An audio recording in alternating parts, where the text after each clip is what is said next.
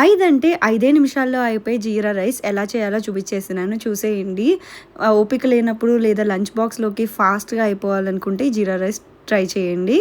So, first అయితే ఒక pan తీసుకొని 2-3 టేబుల్ స్పూన్స్ ఆయిల్ వేసుకోండి. అది మంచిగా హీట్ అవ్వాలి. నేను ఇక్కడ 2 టేబుల్ స్పూన్స్ ఆయిల్ అయితే వేసుకుంటున్నాను. చాలా మంచిగా హీట్ అయిన తర్వాత మనం జీలకర్ర వేసుకోవాలి. నేను ఇక్కడ 3 టేబుల్ స్పూన్స్ జీలకర్ర అయితే వేసుకుంటున్నాను. వేపుకోవాలి మంచిగా. ఆ తర్వాత ఎండుమిర్చి ఒక 2 తుంచి వేసుకోవాలి. మనం ఇక్కడ కారం యాడ్ చేయట్లేదు కాబట్టి ఎండుమిర్చి వేసుకుంటున్నాను. ఇక్కడ వచ్చేసి పచ్చిమిర్చి ఒక 3 లేదా 4 వేసుకోండి. ఇక్కడ బాగా గొట్టురొస్తుంది. సో, కొంచెం దూరంగానే ఉండండి. తర్వాత కరివేపాకు వేసుకోవాలి.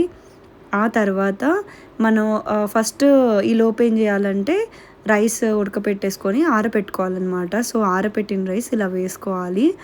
నేను కొంచెం రైస్ వేసుకుంటున్నాను. నేను 1 గ్లాస్ రైస్ అయితే వండుకున్నాను. సో, 1 గ్లాస్ రైస్‌కి 3 టేబుల్ స్పూన్స్ జీలకర్ర సరిపోతుంది. తర్వాత మంచిగా కలుపుకోవాలి. ఈ కలుపుకునే ప్రాసెస్‌లోనే కొంతమంది ఇలాగే తినేస్తారు, లేదంటే సాల్ట్ వేసుకుంటారు. అంతే, చాలా simple and easy lunch box recipe jeera rice ready అయిపోయింది. సో, మీరు కూడా ట్రై చేసి ఎలా ఉందో చెప్పండి. దీనికి కాంబినేషన్ దాల్ తడకా అనమాట. రెడీ.